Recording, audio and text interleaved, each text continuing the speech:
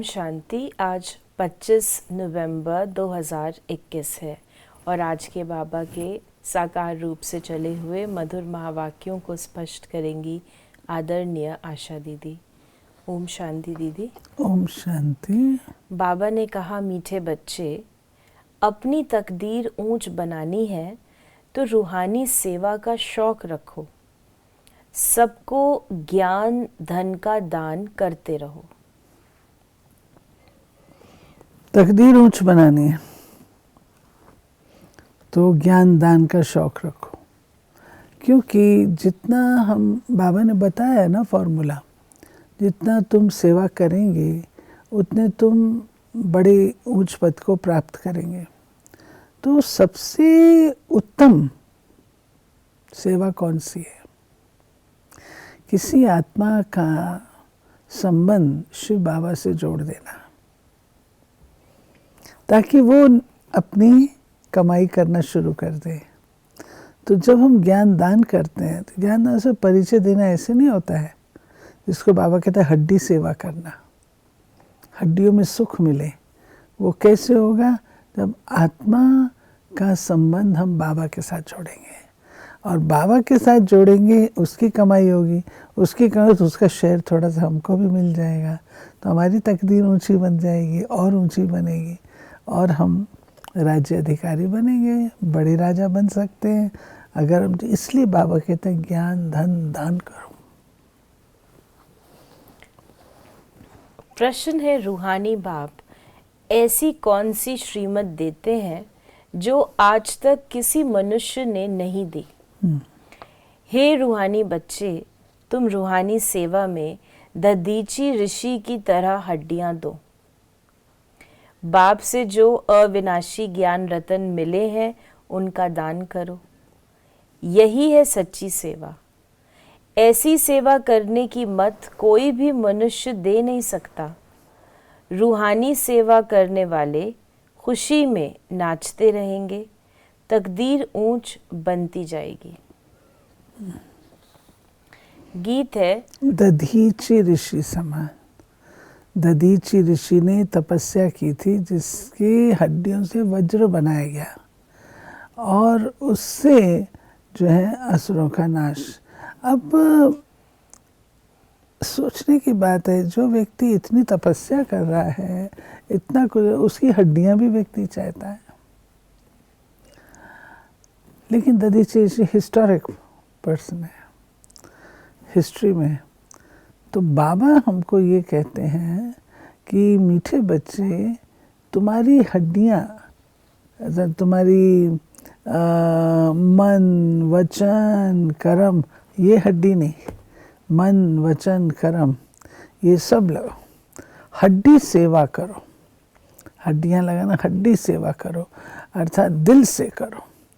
वो जो करेंगे दिल से, उससे जो प्रताप निकलेगा, सेवा से जो प्रताप निकलेगा वो इनकम्पैरेबल है। तो बाबा कहते ये श्रीमत मैं ही देता हूँ कि इतनी दिल से लगन से सेवा करो। गीत है, बदल जाए दुनिया। ओम शांति। बच्चों ने गीत की 2 लाइन सुनी, उन्होंने तो गीत बना दिया है। जैसे कोई की सगाई होती है तो ये पक्का ही है कि स्त्री पुरुष कभी एक दो को छोड़ेंगे नहीं। कोई विरला ऐसे होते हैं जो आपस में नहीं बनती तो छोड़ भी देते हैं। यहाँ तुम बच्चे किसके साथ प्रतिज्ञा करते हो? बाबा के, ईश्वर के साथ, जिसके साथ तुम बच्चों की व सजनियों की सगाई हुई है। परंतु ऐसा जो विश्व का मालिक बनाते हैं उनको भी छोड़ देते हैं। बाबा कहते हैं वंडरफुल बात है, जो इतना सुख देने वाला, उसका भी हाथ छोड़ करके चले जाते हैं। प्रतिज्ञा भी करते हैं, फिर पता नहीं क्या होता है जो चल देते हैं। बाबा ने कहा कि बाहर सेंटर पर समझेंगे बाबा की बजाई हुई मुरली आई की आई। यहाँ और वहाँ में बहुत फर्क रहता है, क्योंकि यहाँ बेहद के बाप दादा के सम्मुख तुम बैठे हो, वहाँ तुम सम्मुख नहीं हो। चाहते हो सम्मुख जाकर मुरली सुने, यहाँ बच्चों की बुद्धि में आया कि बाबा आया कि आया, जैसे और सत्संग होते हैं, परंतु ये ख्यालात भी सबकी एक रस नहीं रहती। कोई को संबंधी याद आएगा। तो बाबा ने इस प्रकार से कहा कि ऐसे नहीं कि शिव बाबा की याद में रहते हैं, बुद्धि दौड़ती रहती है, मित्र संबंधी याद आएंगे। सारा समय एक ही शिव बाबा के सम्मुख रहने में तो अहो सौभाग्य। स्थायी याद में कोई विरला ही रहते हैं। यहाँ शिव बाबा के सम्मुख रहने से तो बहुत खुशी रहनी चाहिए। अति इंद्रिय सुख गोपी वल्लभ के गोप गोपियों से पूछो। बाबा कहते हैं जहाँ मैं रहता हूँ तो मेरे साथ जो रहने वाले बच्चे हैं उनका तो सुख, अतीन्द्रिय सुख, उसका तो पारावार नहीं होना चाहिए। फिर बाबा ने कहा बुद्धि योग और तरफ दौड़ता रहेगा तो धारणा नहीं होगी। नेचुरल है। क्या है कि शिव बाबा से जब संबंध ही नहीं जोड़ेंगे, शक्ति नहीं लेंगे, बुद्धि दौड़ेगी ना। तो बाबा ने कहा कच्चे हो जाएंगे। एक दो बार मुरली सुनी, धारणा नहीं हुई तो आदत पक्की हो जाती है। फिर कितना भी सुनाते रहेगा, धारणा होगी नहीं, किसको सुना नहीं सकेंगे। जिसको धारणा होगी उसको सर्विस का शौक होगा, उछलता रहेगा। जाकर धन दान करो, क्योंकि ये धन एक बाप के सिवाय और कोई के पास है नहीं। तो बाबा ने कहा सब एक रस ऊंच पद पा नहीं सकते, इसलिए बुद्धि और तरफ भटकती रहती है। अपनी कमजोरी होती है ना, या तो बाबा में पूरा निश्चय नहीं होता है, या पढ़ाई का शौक नहीं होता है, और सब देखा है तो तकदीर में नहीं है, तो बेचारे क्या करेंगे। बाबा ने कहा कि प्रजा भी तो ढेर बननी है, लाखों प्रजा चाहिए, और तो कोई उपाय है नहीं। सूर्यवंशी, चंद्रवंशी, राजा रानी, प्रजा सब यहाँ बनने हैं। कितनी सर्विस करनी चाहिए। बच्चों की बुद्धि में है अभी हम ब्राह्मण बने हैं। घर में रहने से हर एक की अवस्था अपनी रहती है ना, घर बार तो छोड़ना नहीं है। बाबा कहते हैं घर में भल रहो, परंतु बुद्धि में ये निश्चय रखना है कि ये पुरानी दुनिया ख़त्म हुई पड़ी है, हमारा अब बाप से काम है। ये भी जानते हैं कल्प कल्प जिन्होंने ये ज्ञान लिया था वही लेंगे। सेकंड बाय सेकंड हू बहू रिपीट हो रहा है। आत्मा में ज्ञान है ना, बाप के पास भी ज्ञान है। तुम बच्चों को भी बाप जैसा बनना है, पॉइंट धारण करनी है। फिर बाबा ने कहा सब पॉइंट एक साथ नहीं समझाई जाती, लक्ष्य पक्का रखा जाता है।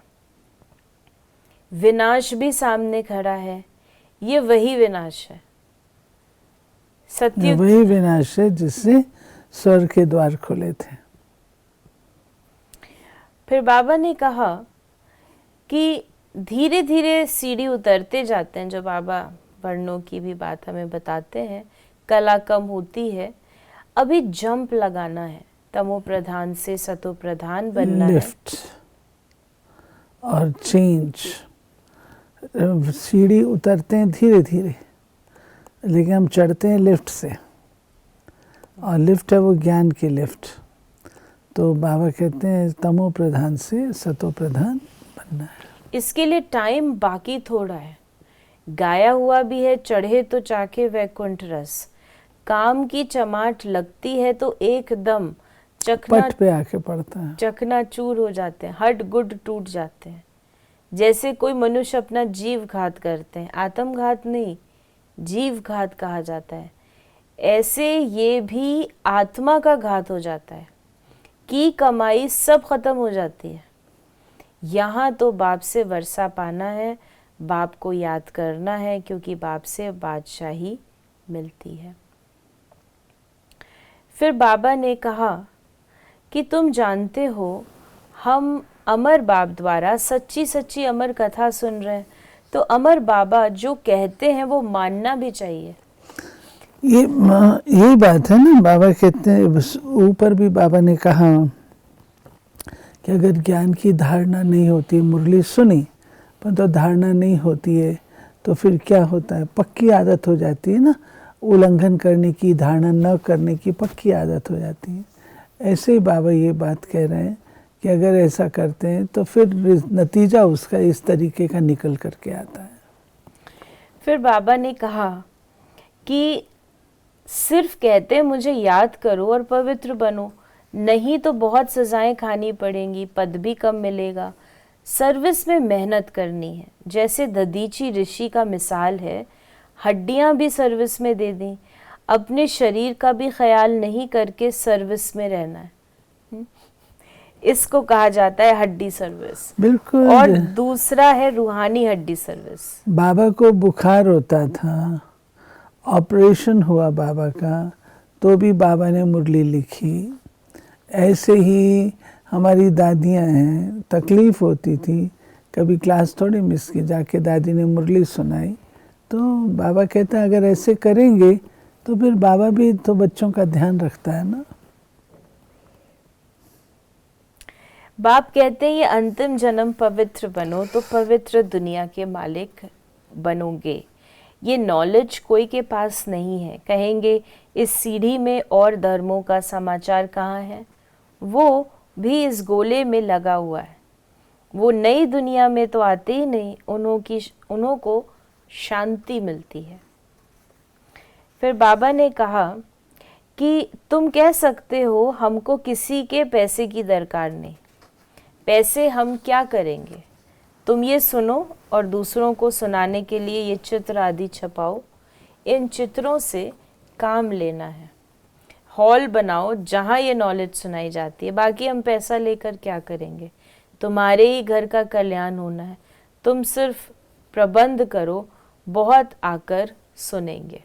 ये बाबा कहते हैं कि, और बात भी सच है, हम लोग का यही तो नियम है ना। अगर कोई मकान देता है तो हम कहते हैं मकान आप अपने नाम पे रखिए, हमको सेवा के लिए दीजिए, हम केवल सेवा करेंगे, मकान आपका, सेवा हम करेंगे। अगर उनकी इच्छा है तो, ज़बरदस्ती नहीं है। अगर किसी की इच्छा है, पैसे लेके हमने क्या करना है?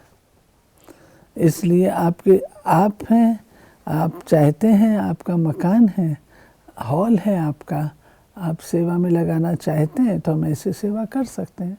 पैसा आप अपने पास रखें, हमें नहीं चाहिए। वरदान है, ईश्वरीय अथॉरिटी द्वारा संकल्प व बुद्धि को ऑर्डर प्रमाण चलाने वाले मास्टर सर्वशक्तिवान भव। जैसे स्थूल हाथ पांव को बिल्कुल सहज रीति जहाँ चाहो वहाँ चलाते हो व कर्म में लगाते हो, वैसे संकल्प व बुद्धि को जहाँ लगाने चाहो वहाँ लगा सको। इसे ही कहते हैं ईश्वरीय अथॉरिटी। जैसे वाणी में आना सहज है, वैसे वाणी से परे जाना भी इतना ही सहज हो। इसी अभ्यास से साक्षात्कार मूर्त बनेंगे। तो अब इस अभ्यास को सहज और निरंतर बनाओ, तब कहेंगे मास्टर सर्वशक्तिवान। और स्लोगन है, स्वस्थिति शक्तिशाली हो तो परिस्थिति उसके आगे कुछ भी नहीं है। यानी जब हम शक्तिशाली होते हैं तो कोई भी मुश्किल से मुश्किल काम भी हम कर लेते हैं, और जब हम कमज़ोर होते हैं तो छोटी सी बात भी हमको बहुत बड़े लगती है। वो स्वस्थिति पर अटेंशन दो। तो ये थे बाबा के आज के महावाक्यों का स्पष्टीकरण। यदि आपके मन में भी कोई सवाल है तो आप मैसेज या व्हाट्सएप करें 8826599309 पर। ओम शांति।